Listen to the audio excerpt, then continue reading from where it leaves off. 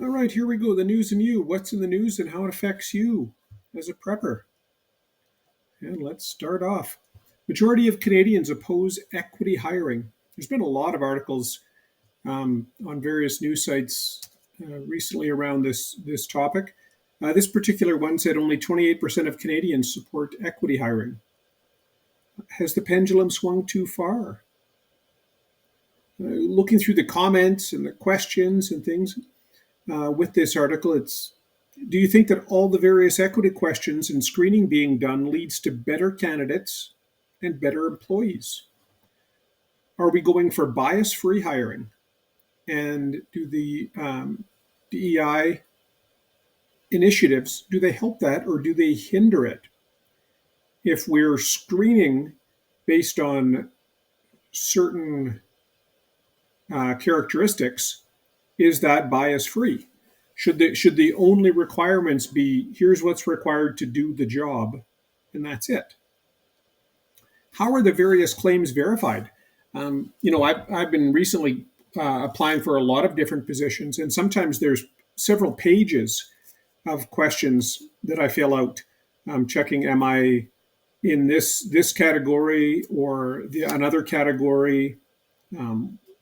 What are my thoughts on certain things? How is all that verified?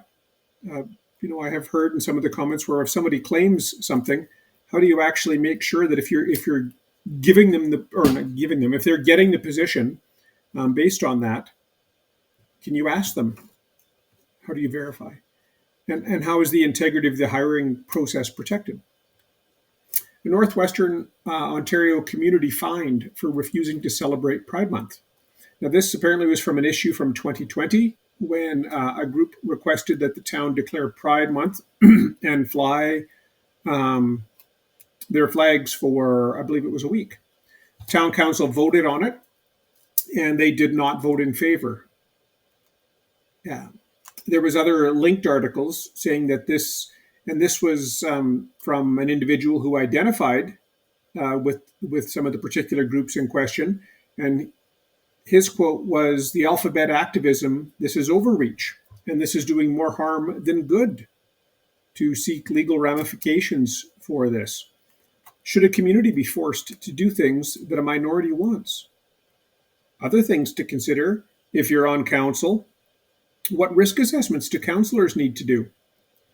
If you have a process and you follow it and you have defensible rationale, it doesn't mean you think you have to be coerced or forced into something. But, consider those things. Did this prevent the group from flying their own flags or having their own celebration?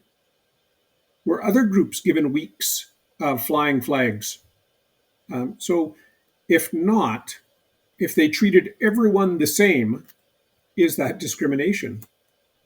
Just some things that were coming up in the various comments on this and other related articles, just some things to think about. Reflection again on this. So I thought, okay, I'm going to do a little bit more digging, and this had come up in discussion with a few people over the last week. What is discrimination? Well, there's a few definitions. One would be the unjust or prejudicial treatment of different categories of people. Generally, they throw in it's based on, age, sex, things like that. Some synonyms were intolerance, narrow-mindedness, unfairness, or inequity. And then when I thought about some of these stories, I thought, okay, well, which group in here was being intolerant? Who was being more narrow-minded? And was it fair? So the council voted. They used their due process of the duly elected councillors, elected by the members of the community, presumably, and they voted against it. So how one could argue, is that unfair? Another less negative connotation to it is just the recognition and understanding of the difference between one thing and another. And that's a big thing that I notice now. Someone throws out the word discrimination, and right away it's that heavy negative connotation that, we are making a distinction or recognizing difference. And that's doesn't have to be a bad thing. It's how we use it and the intent around that. There's also reverse discrimination. So discrimination against This is what the definition had said: against members of a dominant group in favor of members of a minority group. And harassment, unwanted behavior that makes someone feel offended, humiliated, or intimidated. Could these councillors and members of the town that voted against this request, could they come back and claim harassment? Could this be unwanted behavior that's making them feel offended, humiliated, or intimidated? So it's just interesting when in talking with a few people and delving a little bit deeper into it, how because this go both ways, right? And again, it's that pendulum. Does it swing so far that you say, okay, if one person anywhere wants something, if we don't give it to them, that's discrimination? Now I know that's a harsh kind of comparison. It's not cut and dry like that, but just whichever side you're on, give it some thought, give it some reflection. Another article, e-bike ban would disproportionately affect marginalized groups. So this article said that Toronto, on Toronto public transit, they were going to, I believe, ban e-bikes and scooters. And the article said this would impact low-income and marginalized groups. The ban was around not allowing bikes or scooters on public transit for fear of the lithium-ion batteries catching fire. My initial thoughts, I haven't reflected too much on this article, was, aren't e-bikes expensive? So initially I thought, how does this impact low-income people? Are they all people with low income have a lot of e-bikes?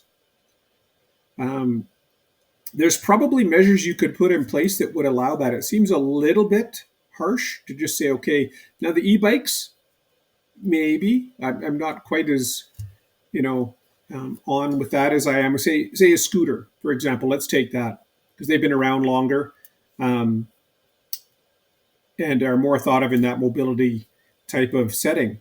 Are there measures you could put in place from the transit perspective that would still allow that? Someone, arguably, they're there with their bike or on their scooter.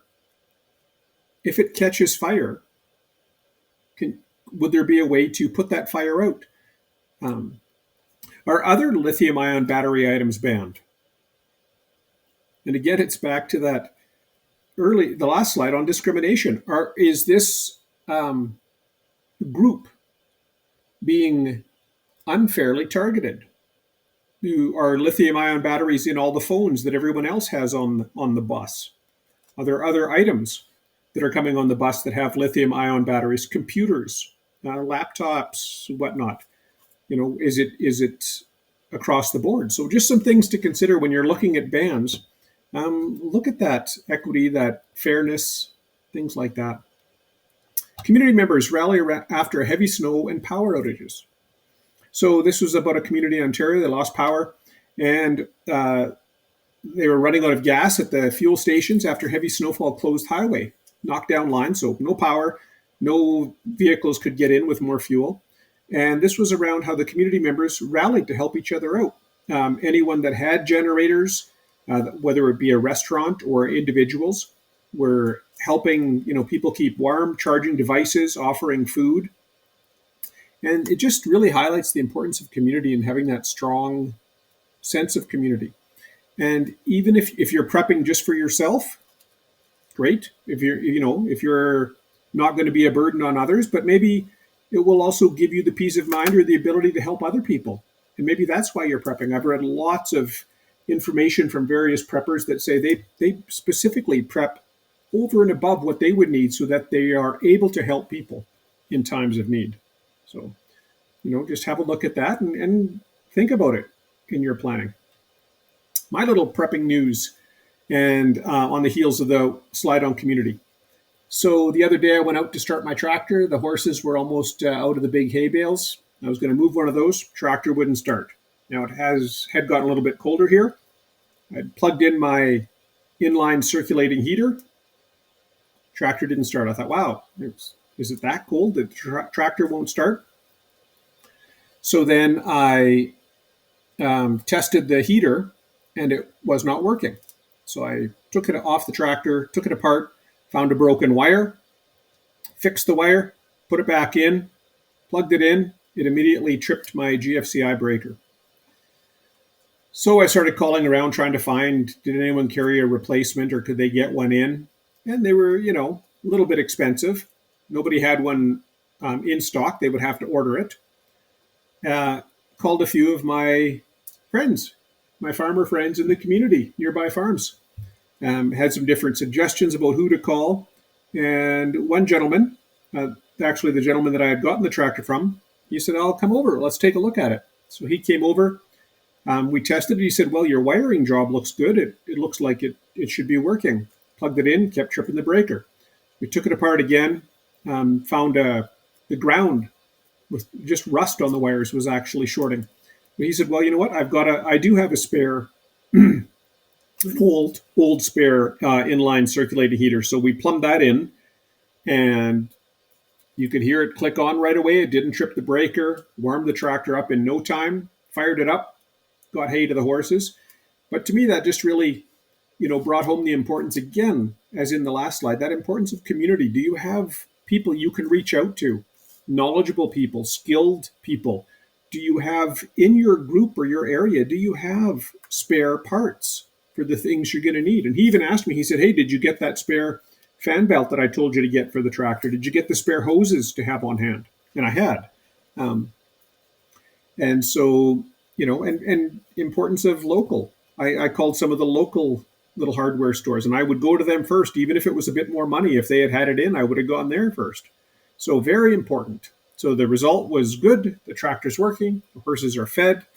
Got the part in. We know in our little community here that we have some spare parts now and that we can rely on each other in their time of need. So my knowledge went up. I had a nice chat with my friend and neighbor and it turned out real good. That's it. Thanks very much for listening. Like and subscribe.